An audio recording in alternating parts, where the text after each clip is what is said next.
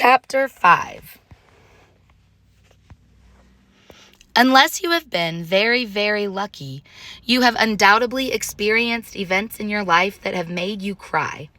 So unless you have been very, very lucky, you know that a good long session of weeping can often make you feel better, even if your circumstances have not changed one bit. So it was with the Baudelaire orphans. Having cried all night, they rose the next morning feeling as if a weight were off their shoulders. The three children knew, of course, that they were still in a terrible situation, but they thought they might do something to make it better. The morning's note from Count Olaf ordered them to chop firewood in the backyard.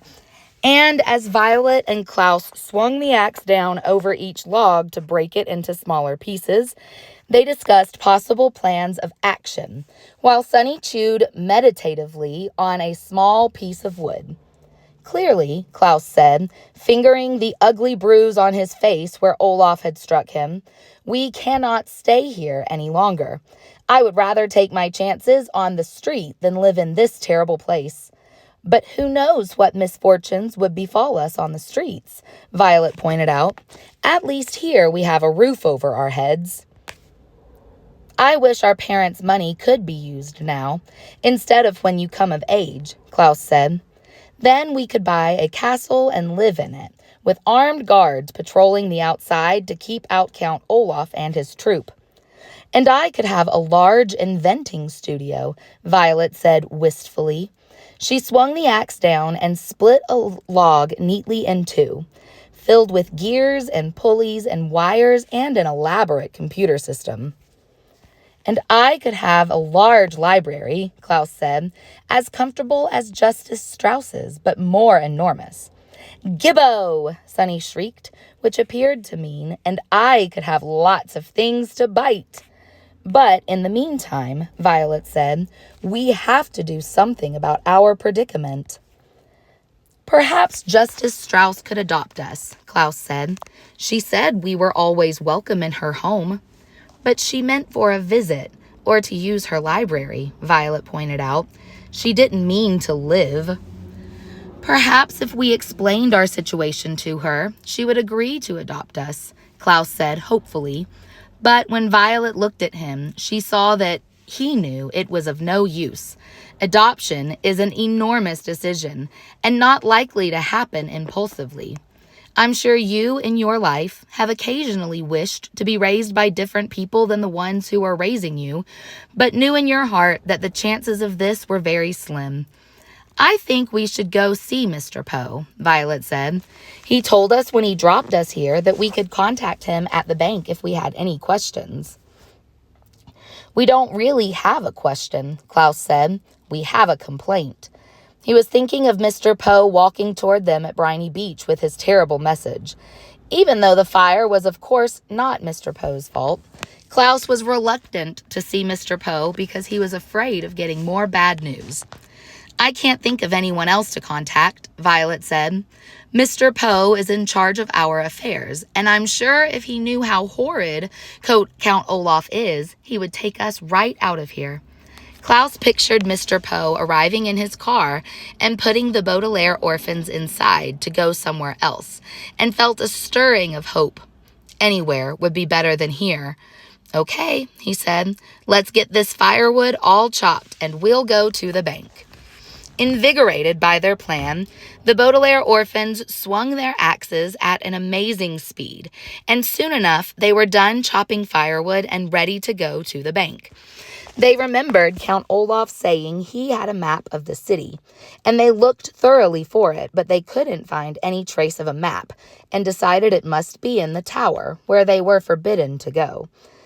So, without directions of any sort, the Baudelaire children set off for the city's banking district in hopes of finding Mr. Poe.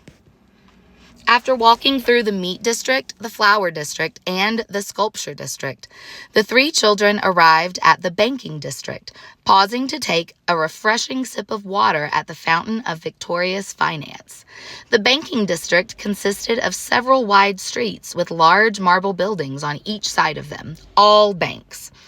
They went first to Trustworthy Bank, and then to Faithful Savings and Loan, and then to Subservient Financial Services, each time inquiring for Mr. Poe. Finally, a receptionist at Subservient said she knew that Mr. Poe worked down the street at Mulctuary Money Management. The building was square and rather plain-looking, though once inside, the three orphans were intimidated by the hustle and bustle of the people as they raced around the large, echoey room. Finally, they asked an uninformed guard whether they had arrived at the right place to speak to Mr. Poe, and he led them into a large office with many file cabinets and no windows. "Why, hello," said Mr. Poe in a puzzled tone of voice. He was sitting at a desk covered in typed papers that looked important and boring. Surrounding a small framed photograph of his wife and two beastly sons were 3 telephones with flashing lights. "Please come in."